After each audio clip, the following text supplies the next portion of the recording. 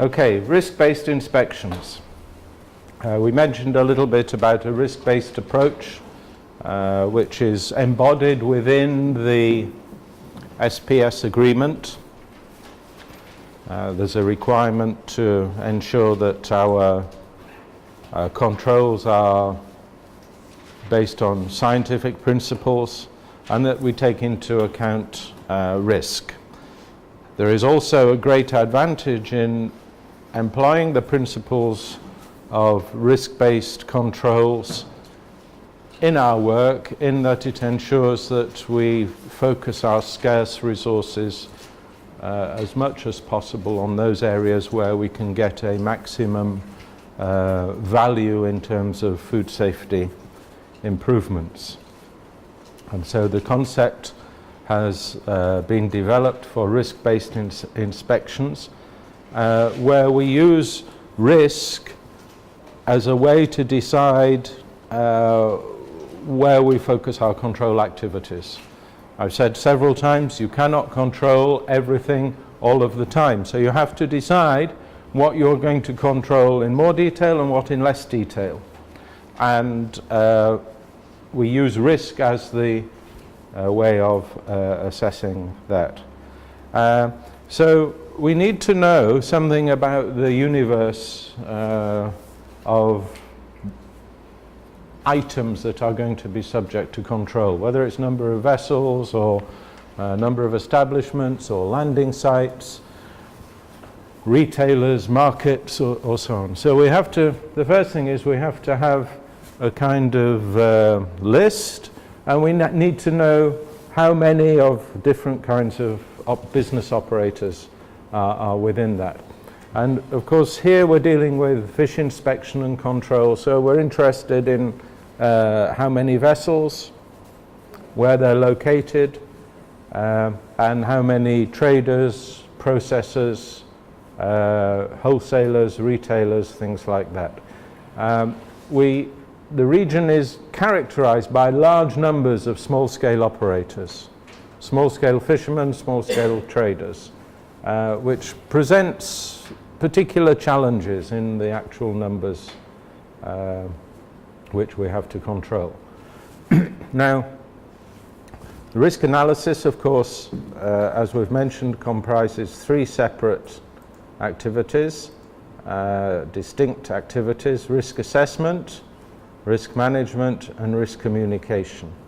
And when we're talking about a risk-based approach to inspections, it is essentially a risk management function. We're making decisions about what should be controlled and how, to focus the controls on the most significant risks. We've also discussed the idea of a control plan, which sets out on an annual or periodic basis what are the activities which the competent authority will be undertaking. And we've mentioned also yesterday the idea of registration. So through a registration exercise, whether it's establishments as I've written here or vessels, the idea is we can define our universe. And through that registration activity, you remember I mentioned that registration cannot be denied. It is just the simple acquisition of information about the existence of a business, a food business or a fishery business. And in that process, we can use the registration to gather data which allows us to say something about the risk attached to that establishment and that activity.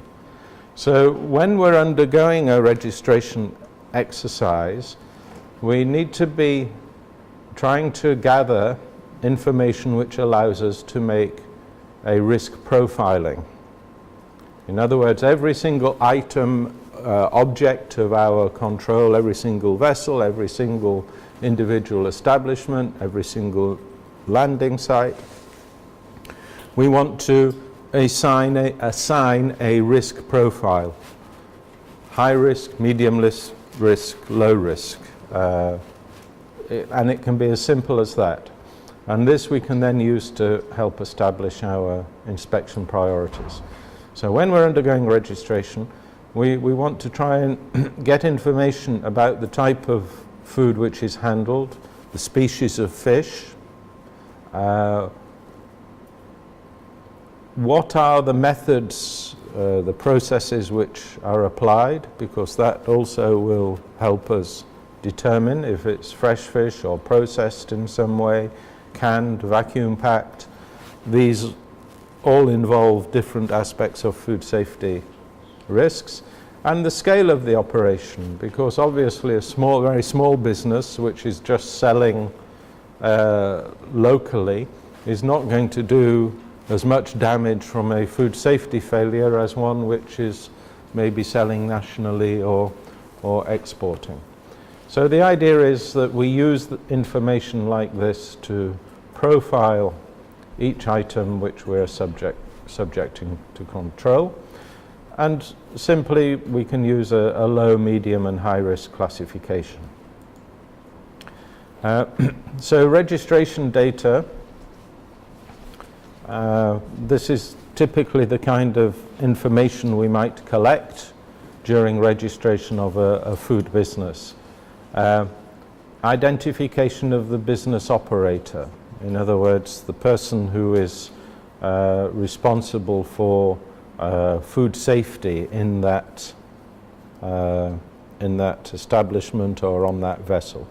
It's not always the owner of the vessel, it could be the operator of the vessel or the operator of an establishment. Then identification of the establishment. I've used establishment here, we can also substitute vessel because we need to be able to identify the physical object which is to be the focus of the control system.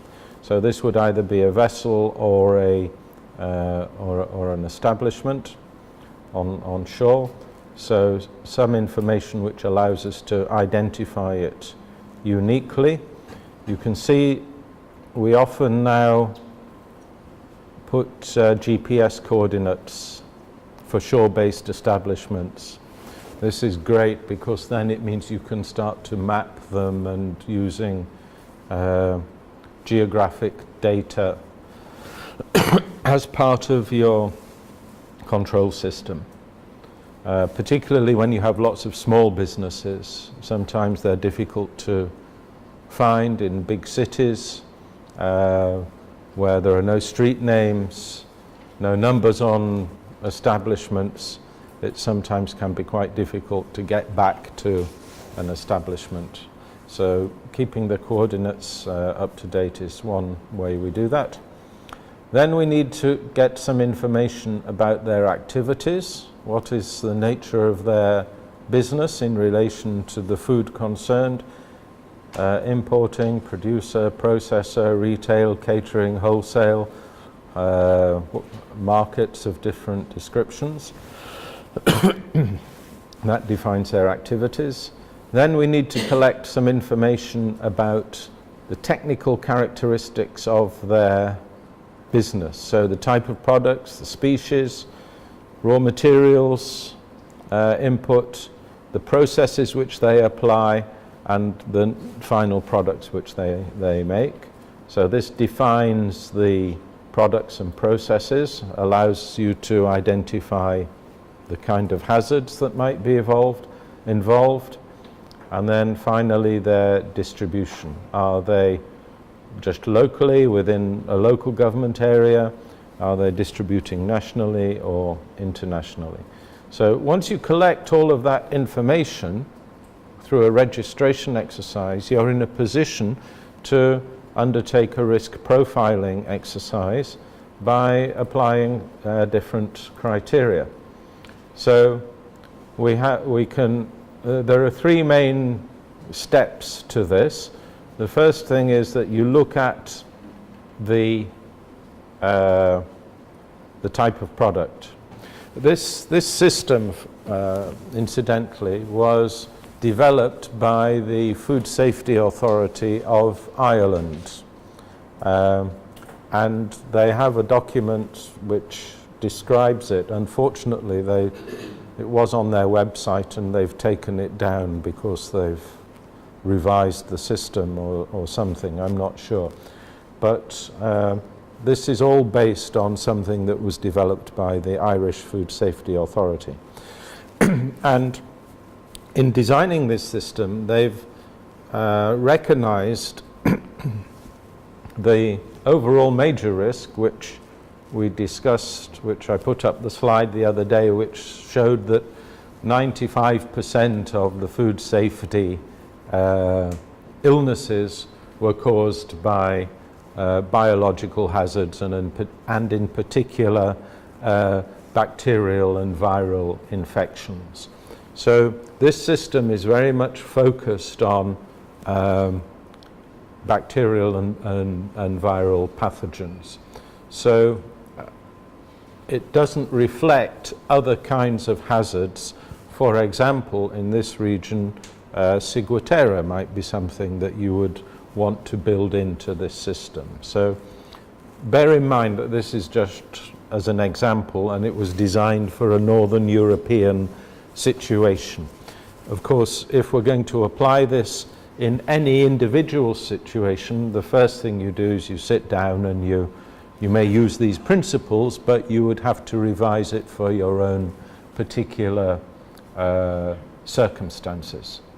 But having said that, the approach here is in terms of classification by type of product and its likelihood of being able to transmit pathogens to the consumer. And it has a system of point scoring, again, which is fairly arbitrary, but what it does is it allows you to differentiate between different levels of risk, and ultimately you can add up the points scored on each criteria and come to some overall assessment. It's very crude, it's an empirical method, but it does allow you to start making decisions based on the risk profile. So the first question you ask is how likely is it that the product can transmit pathogens to the consumer? So if the product doesn't support the growth of pathogens, if it's a dried product, or if it is a product which has a water activity which is so low that nothing can grow in it, then you score 0. If it can support the growth of pathogens but is going to be heat treated before consumption, then you give it a medium score, we'll say 5. But if it is ready to eat and can support the growth of pathogens, this is what we call a high-risk food, and therefore we score it accordingly. Then we look at the activity, the method of handling, processing, manufacture.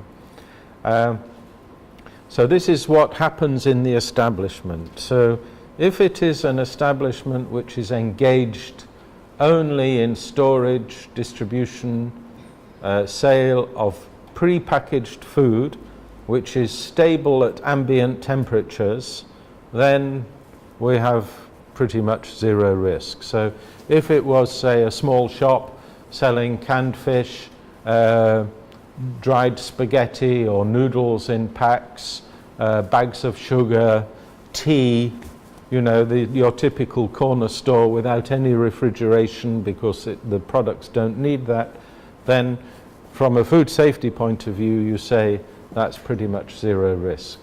But we have different classifications here in terms of, as we move through, higher and higher risk. So if the maintenance of the cold chain was important, it would score slightly higher.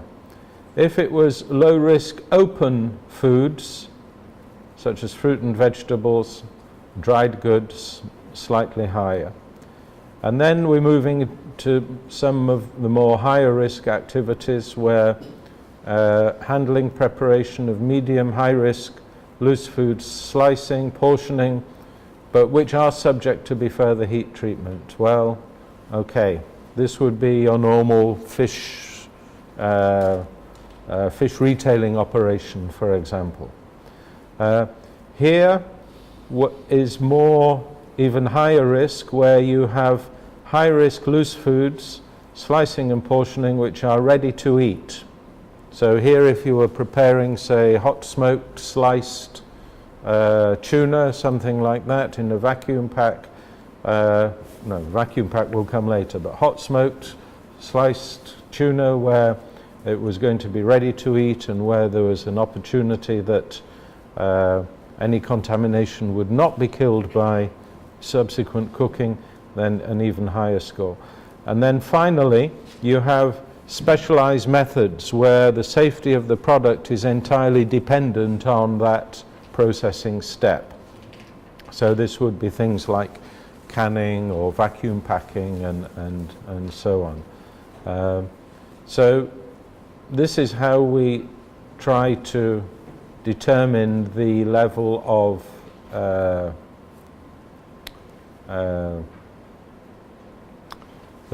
risk by the activity. And then finally, we have risk classification by dimensions of the distribution. So local sale only, selling from the quayside or something like that directly to consumers would be rather limited, but if it's an establishment which is exporting, then a higher score would apply. And then quite simply you can add up all the scores and come up with an overall risk classification. So just out of interest, let's think of some products and try to see what we can do in the way of a risk classification for these kind of products and activities. So we have a canned Spanish mackerel, maybe an establishment which is undertaking that canning. We have an establishment which is processing frozen fillets of snapper. We have fishermen, say, selling fresh conch at the quayside.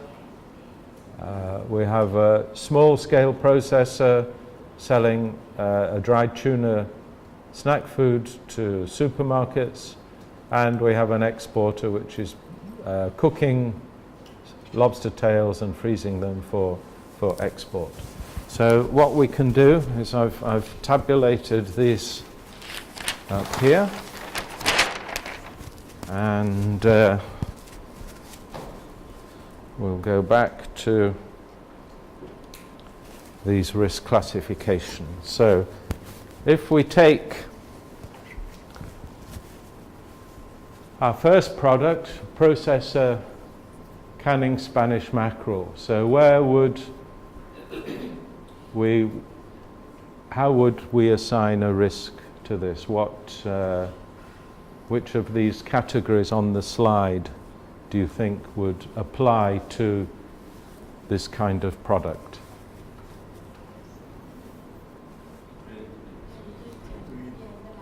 The last one, yeah, because it's ready to eat. People are going to open the can and eat it, and it is capable of supporting growth of pathogens such as Clostridium botulinum. Okay, so in that case we would score that one as 10. Okay. Somebody processing frozen fillets of snapper.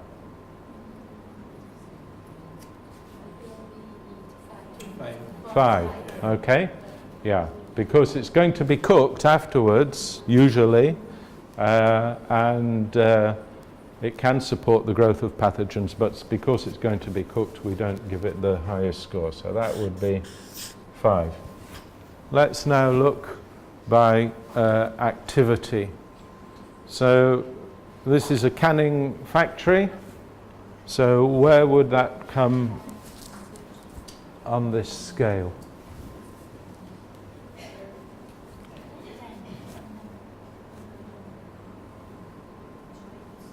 So it's an establishment which is actually undertaking the canning of these Spanish mackerel fillets, say.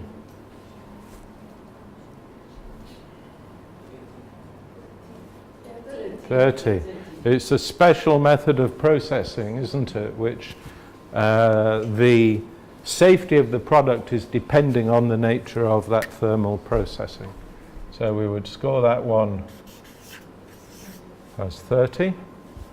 Then frozen fillets of snapper, again a processing operation.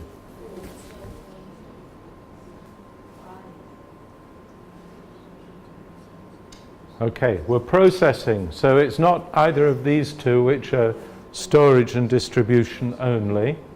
So it's somewhere on handling and preparation. It's not a low risk food because it can support the growth of pathogens, but it's going to be subject to further heat treatment. Okay, so I think 15. It's not ready to eat, and it's not a special process which is the safety is dependent on. So I would say it would come about there, or 15. Okay, the last category, because just to remind ourselves of the markets we're going for. So Spanish mackerel would be for export. So of course that would be 15.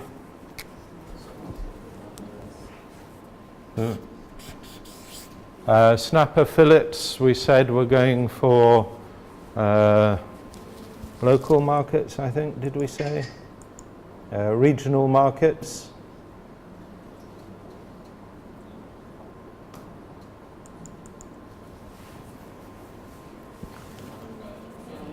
So 10. So we can now start to add these up. So we have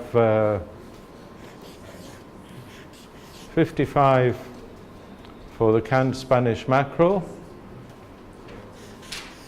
30 for our frozen fillets of snapper, 35 for our conch, 25 for the dried tuna, and 55 for the frozen cooked spiny lobsters.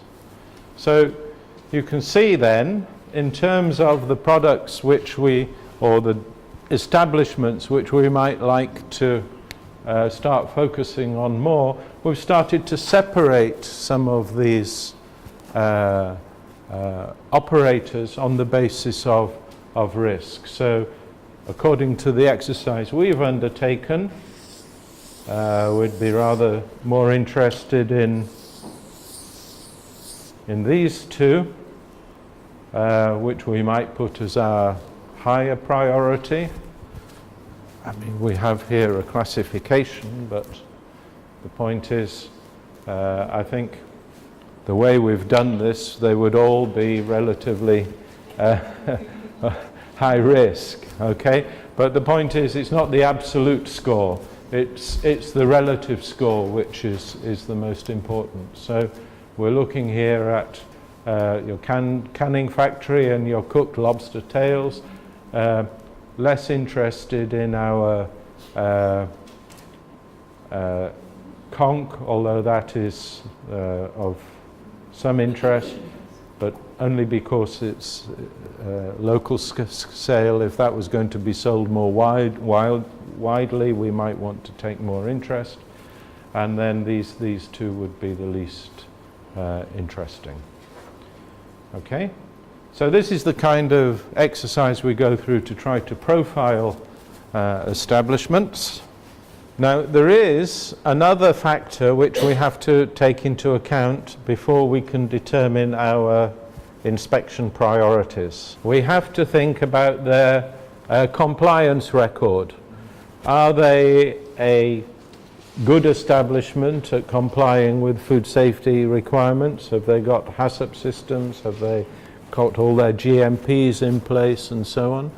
Or are they uncooperative and fail to meet the standards on a consistent basis?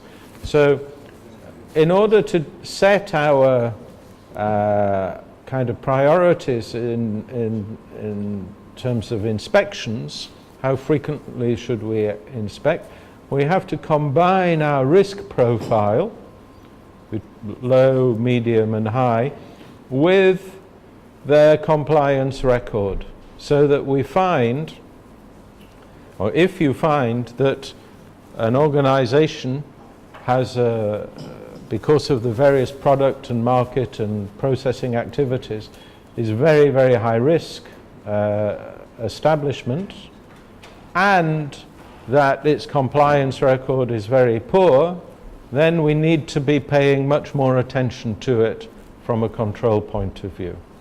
If, on the other hand, we find that they're dealing with, it's a low-risk establishment with low-risk products, low-risk processes, low-risk markets, and they are very compliant, they've followed the rules, they've got a good history of compliance, then we can allocate a low inspection priority to them.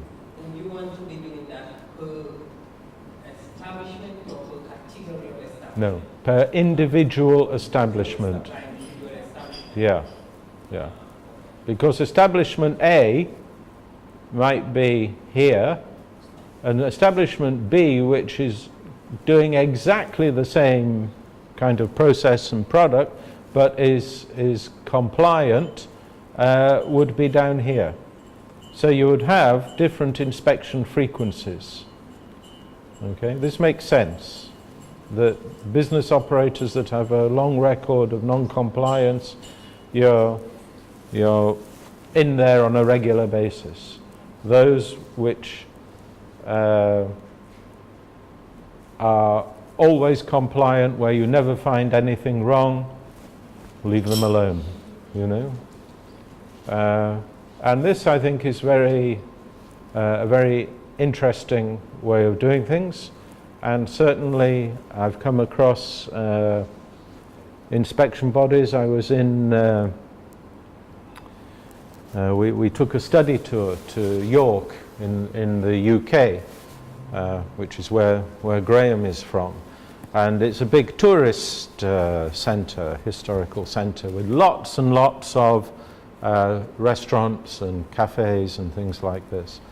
And we went to meet the environmental health department there, and the chief officer was telling us that he had something like 1,500 establishments, food establishments, in his district to control. But that in the last year they had only inspected 100 of those, but they had inspected that 100, maybe each one 15 or 20 times, you know. So they'd identified the specific establishments which were their problem establishments, and they were all over them. They were on top of them, because they knew that if anything was going to go bad in the city, it would be with one of those core non-compliant establishments. And it meant that the rest, the other 1,200, 300, 400, were pretty much left alone to get on with their business. And this was him actually applying this concept in real life. So using this to determine your inspection frequency, so when you set your priorities, you look at the resources available, how many inspections physically can our team make in a year of different kinds, and then you distribute them according to the priorities which you've set. Okay, so that's how on kind of routine establishment or vessel controls we might use risk profiling to be able to say something about the way in which we allocate inspection resources. It's slightly different when it comes to border controls, import controls, because when you're inspecting for imports, of course you have a different set of circumstances. You're not in the establishment or checking the vessel, you're just presented with the product. So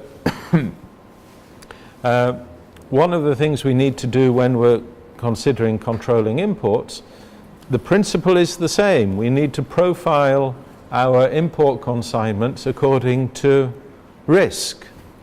And it is excessive in terms of terms and costs to have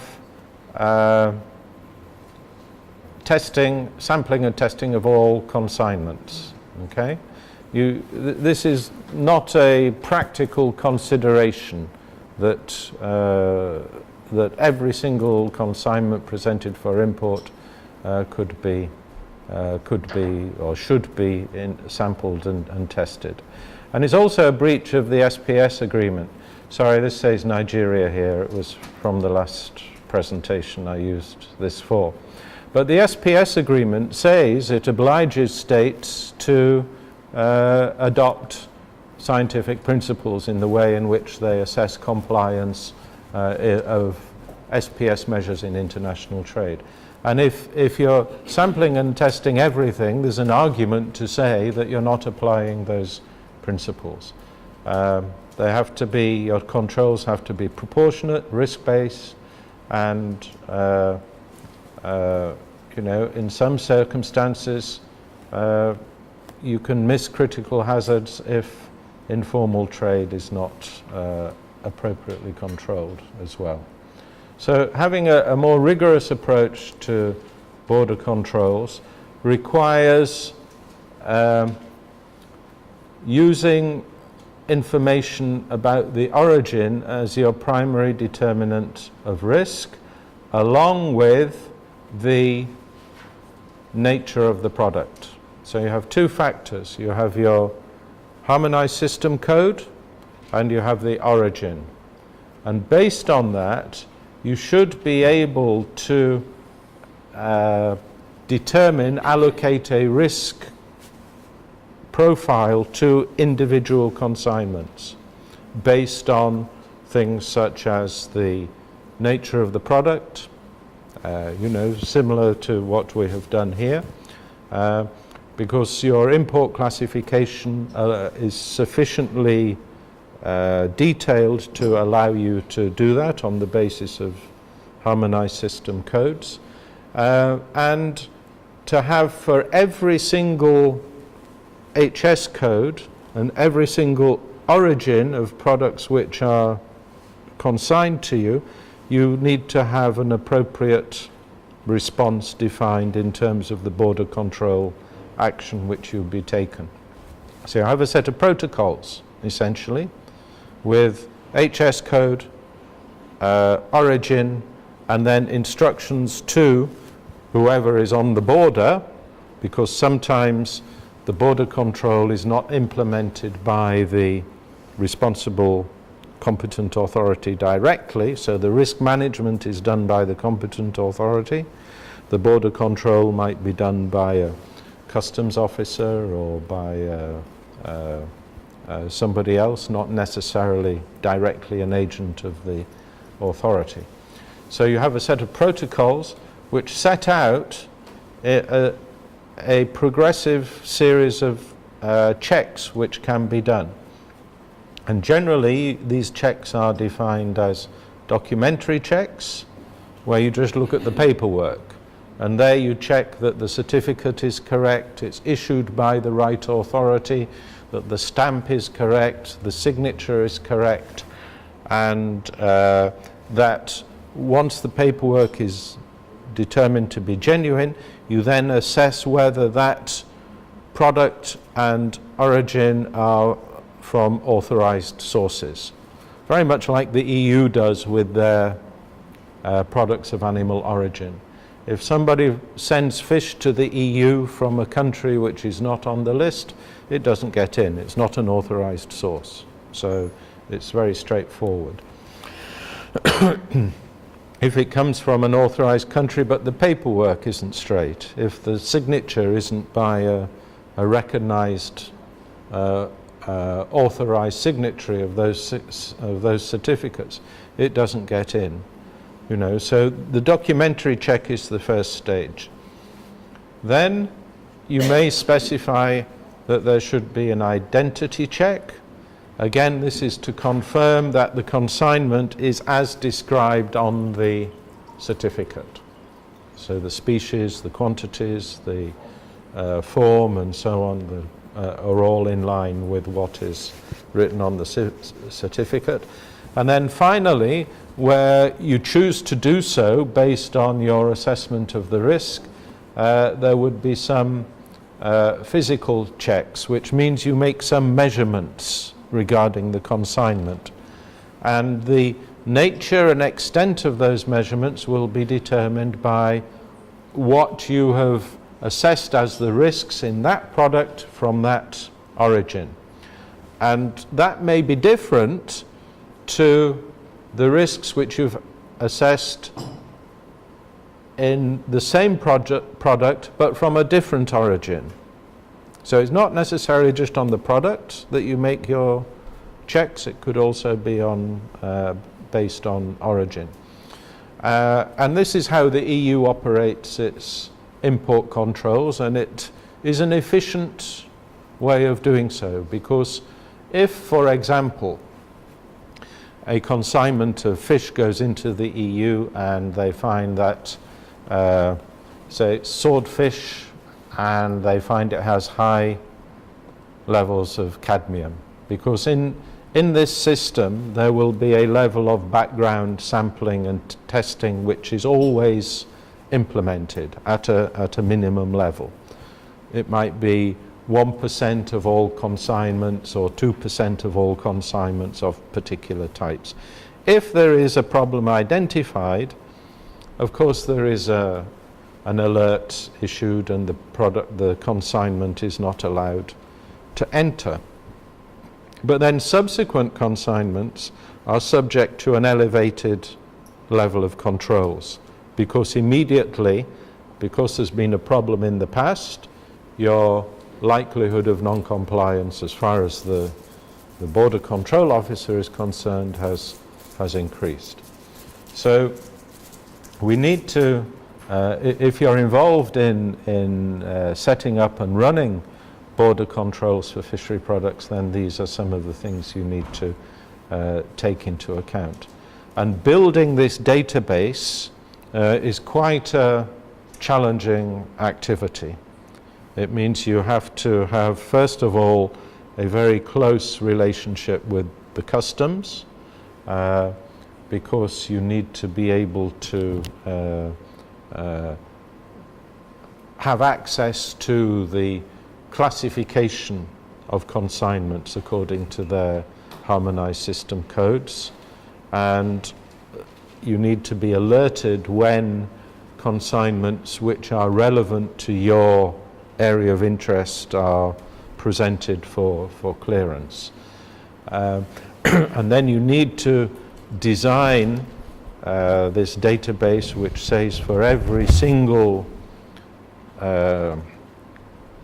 kind of product classified according to the harmonized system, and for every single origin in each case you have to determine what will be the response to be applied from a sanitary control point of view. And you can have a whole cascade of different controls, sampling, testing for different parameters. You would need to specify what were the parameters to be measured, which were the laboratories to be engaged in the testing. And all of that should be written in a database, and so that whoever is on the border applying that system can follow that protocol. So because of the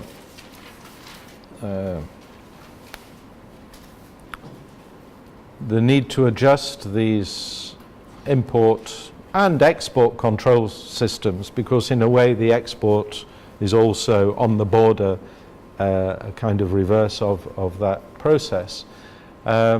One of the approaches that many countries are now taking is to have on the border an SPS multidisciplinary team who are dealing with all of the issues concerning animal health, plant health and food safety as an integrated team. Traditionally, you would have somebody from your veterinary department there checking on animal health. You'd have someone from plant health department checking on plant health. You'd have somebody from the fisheries department issuing an import for fishery products. Somebody again from the veterinary department maybe doing other products of animal origin. Maybe you have the Ministry of Trade or a standards body also issuing. So you have a kind of series of multiple certifications with all of these different agencies sitting on the border.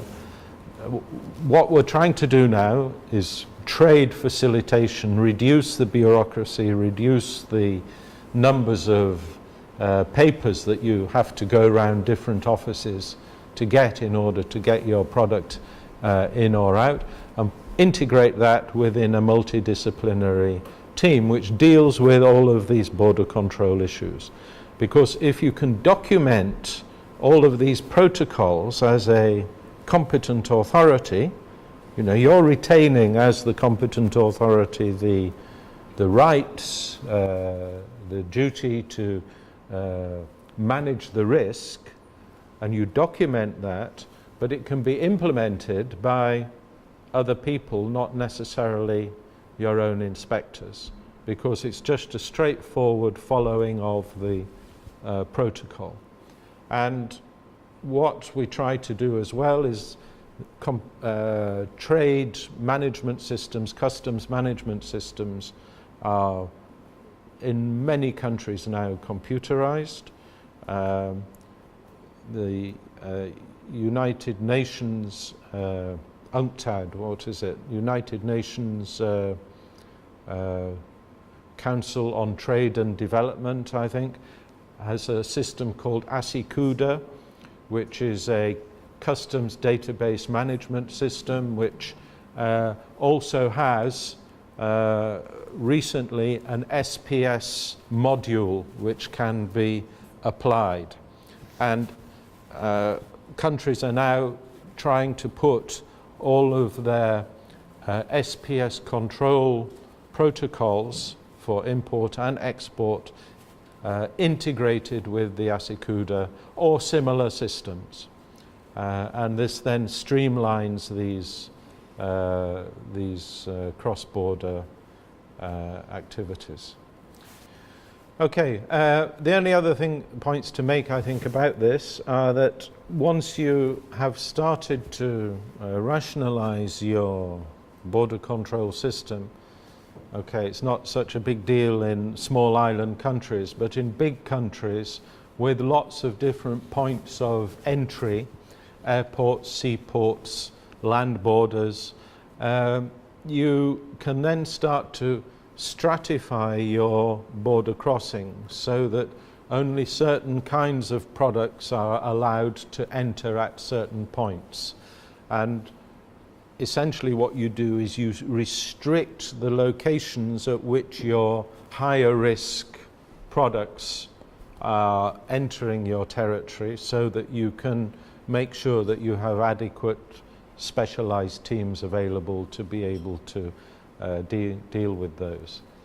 But for others, for low risk products, which you determine might be allowed to come in at other border inspection crossings, border crossings, you can delegate the authority for those to other bodies, to the customs or whoever.